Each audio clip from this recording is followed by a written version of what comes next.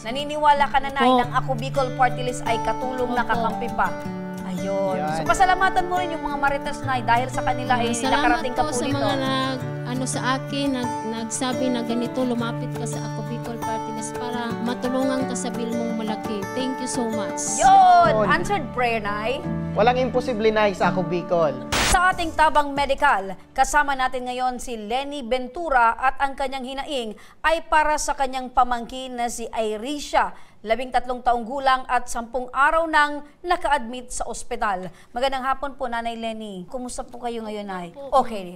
Yun ang pinakamaganda pakinggan. Okay po kayo ngayon. Pero eto pong si Irisha, kumusta po siya ngayon? Naman po siya. Okay din. Papalabas na sana kami kaso yung bill pa namin. Ayun. So, papalabas na sana, pero meron po kayong iniindang problema na mataas na bill. Bago po na-admit itong si Irisha, ano po yung naramdaman niya? Una po yun, ma'am, nagsuka ng 2 days. Tapos, kumbaga nanghina ang katawan, bumagsak yung niya, yung ito hindi na magalaw. Dinala namin siya sa maliit na ospital sa Bigaman din, sa Catanduanes. After noon, nawala yung niya, yung paghinga, parang yung oxygen. Parang kinapos po ng paghinga. Opo. So galing po kayo ng Catanduanes? Opo. Tinubuhan siya para makabiyahe papuntang ABMC Vera Catanduanes. After no, na 2 weeks siya doon, naka-ICU siya matagal, mga 2 weeks. Tapos hindi man siya nagaling doon, ni-refer kami dito sa BRHMC, opo. Ano daw po yung findings ng doktor? Ano daw po yung sakit ng bata? Guillain-Barré syndrome, yung autoimmune system, tapos bumagsak yung kanyang immune system. Opo, tapos autoimmune nagkaroon po siya system. ng severe pickup. Dahil mahina yung resistensya ng bata, nagkaroon din po siya ng pneumonia. Opo. ICU siya ng Kayo po ay tiyahin. Opo. Ng bata. Asan po yung mga magulang nito? Yung tatay po nun, matagal na, iniwan po yan sa akin, nasa Mindanao. Bale, mag-grade 1 hanggang grade 6 na sa akin na siya. Yung nanay, may asawa naman pong iba. Kapatid niyo po yung tatay? Hindi po. Wala man po akong sa bata. Yung asawa ko lang ang may relasyon sa Okay. Kayo po yung nag-alaga simula po ng grade 1 hanggang grade 6. So, kumusta naman po ito bago po nagkasakit? Maano naman po siya, hindi naman siya sakitin yung talaga. Biglaan man po yung niya, pagkasakit na ganyan. So, umpisa siya ng 3rd week ng May hanggang June na po. Opo. Gano'n niyo po kamahal yung bata? Kasi syempre kayo po ay abot, di ba? Turing ko naman po talaga sa kanya. Tunay na anak ko naman. Opo. Kaya mula ngayon nang hospital siya, June 5 hanggang dito na, hindi pa rin ako nakakauwi sa amin dahil sa kanya. So, isa ka pong mabuting tao dahil kahit hindi niyo po tunay na kadugo, diba? Tinuring niyo po siyang parang tunay na anak. Opo. So, meron po ba kayong contact? Nakakausap niyo po ba yung tunay na magulang, yung nanay, especially itong bata? Yung nanay po, wala na po kasi may asawa na yun. Yung tatay lang, medyo na rin siya dahil nakita naman niya na yung anak niya na gano'n, parang naantigman din siya.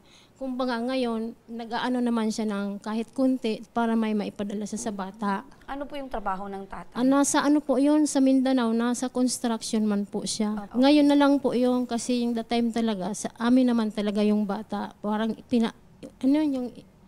pinasalo na lang sa amin lahat. Simula po nung iniwan po sa inyo, syempre grade 1, medyo meron na pong isip yung bata. So alam niya po from the start na siya po ay hindi niyo po anak. Opo, ganun po siya na alam na maalam na niya na. Pero lumaki naman po siya na sagana po sa pagmamahal. Opo, galing po kasi ang anak ko naman po, 2 lang po. Kamusta naman, Ma'am Lenny, yung pakikitungo ng 2 mong anak dito kay Irisha? Parang kapatid din nila kasi magpirinsan sila. Tama, no? Pero may mga oras ba, Nanay Lenny, na hinahanap po sa inyo itong tunay niyang mga magulang ni Irisha? Wala naman po, wala naman siyang sabi si mama sa ganun. Hindi naman kasi one time tinanong ko siya kung halimbawa dumating ang nanay mo, sasama ka sa kanya. Ayaw niya daw po.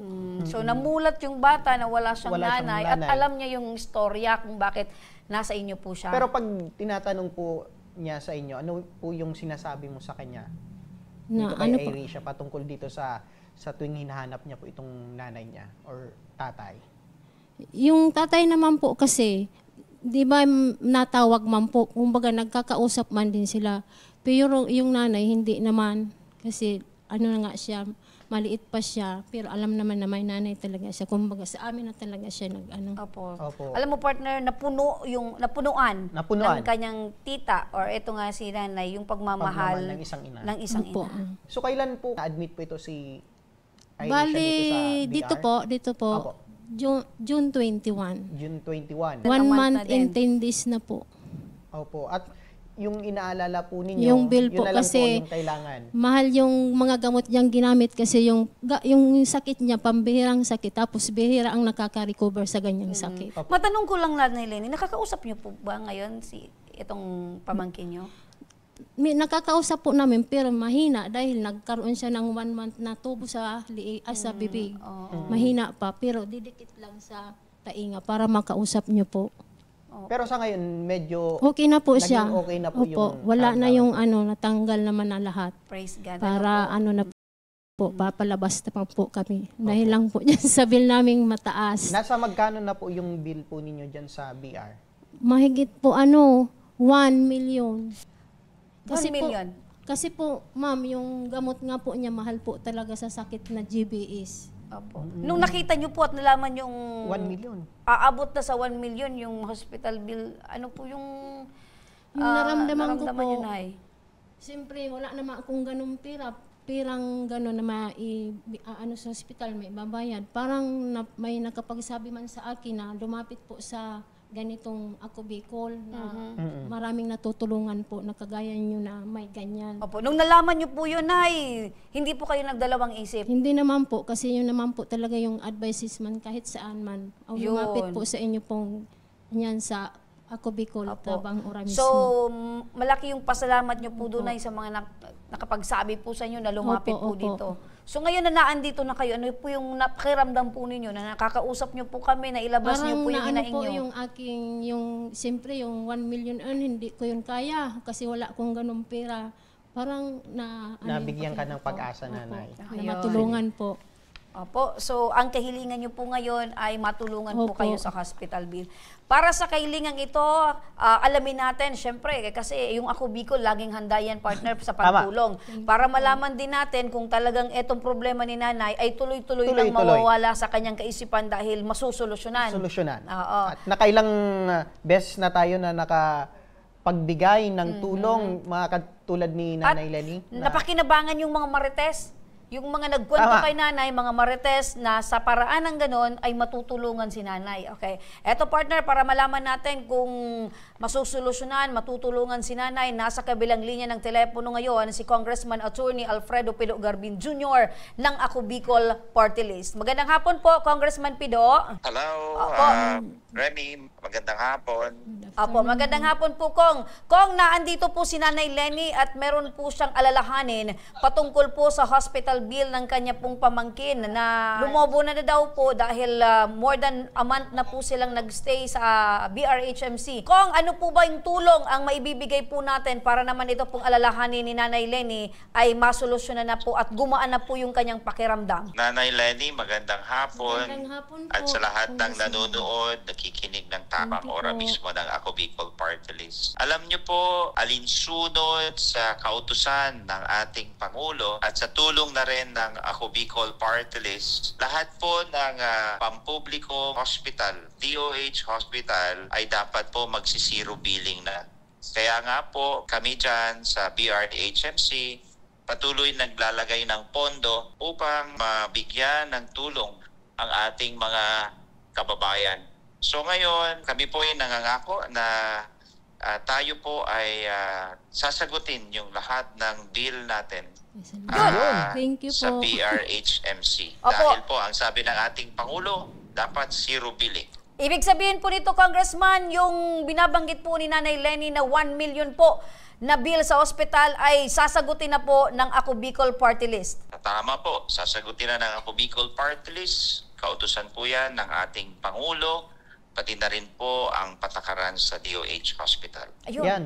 Thank Nanay you Lenny. po. Naluluha-luha si Nanay Lenny. Direktahin mo na po yung pagpapasalamat kay Congressman Pido at ano po yung pakiramdam niyo po ngayon. Good afternoon po, Congressman ko. Maraming salamat po sa pagbigay niyo po ng tulong sa aming hospital bill. Sa wakas, na rin yung aking damdamin na maiano ko yung nararamdaman Walang anuman ko. po. Magpasalamat Thank you so po tayo much. sa ating mga kawani ng gobyerno. Kasama na rin po yung mga doctors and nurses and sa ating Pangulo, Ferdinand Bongbong Marcos. And syempre, sa nangunguna sa Ako Bicol Party List kay Congressman Saldico. Opo, Kong Pido, kung meron ka pong mensahe dito kay Nanay Lenny at syempre sa ating mga kababayan na gustong humingi ng tulong mula sa Ako Bicol Party List, ano po yun, Kong? Nanay, alam nyo, ang Ako Bicol palaging nandyan sa pagtulong at sa paghanap ng solusyon para sa mga kababayan nating may kinakaharap na problema. And yan po ang aming mandato at sinumpa ang tungkulin at patuloy pong gagawin ng Ako Bicol Party List. Ayun, Thank you napakabilis po. ng pagtugon ni Congressman Pido Garbin at ng Ako Bicol Party List alalahanin ni Nanay Lenny. With that po, Congressman Attorney Alfredo Pido Garbin Jr. ng Ako Bicol Party List, maraming salamat po. Maraming salamat, magandang hapon, mabuhay po, more power sa tabang ora mismo, Ako Bicol Party List. Ayun. Thank you po. Thank you so much. Yun. Yan. So, yung luha ni Nanay is tears of Of joy. joy na ngayon. Yan. Yan. So, yung ngiti niya, partner, talagang makikita mo na talagang Lubos na nabunutan siya. ng tinik itong si Nanay Lenny. Salamat po sa inyong tulong sa Ako Bicol Party List, Tabang Orang Isla. Naniniwala ka na, Nay, Opo. ng Ako Bicol Party List ay katulong na Opo. kakampi pa. Ayun. Yan. So, pasalamatan mo rin yung mga Marites, Nay, dahil sa kanila ay Salamat nakarating ka po po sa dito. mga sa akin, nagsabi na ganito, lumapit ka sa Ako Bicol Party List para matulungan ka sa bill mong malaki. Thank you so much. Yun! Yun. Answered prayer, Nay. Walang imposible na sa Ako Bicol. Akalain mo 1 million, sinagot na. Oo, 1 million. Nay, ayos. Okay na po. Salamat po. Yan, at makakauwi na kayo Makakauwi sa na po kami. Catanduanes. Sabi niya, partner, yes, makakalabas na kami ng ospital. Apo. At dahil, Nanay, sa para na, kumbaga yung Marites ang nakapagbigay sa iyo ng Labas na labas ka na, impormasyon. Nay, ng ospital. Ano po, bali 1 week, babalik kami, pero hindi muna kami uwi ng Catanduanes kasi mahirap May man po. follow-up check-up pa Opo, po. after Follow-up 1 po. week, bali muna siguro kami ng boarding house kung saan Okay, po yan. tamang-tama po yan, Nanay. Dahil dyan, kailangan nyo pong mag-stay.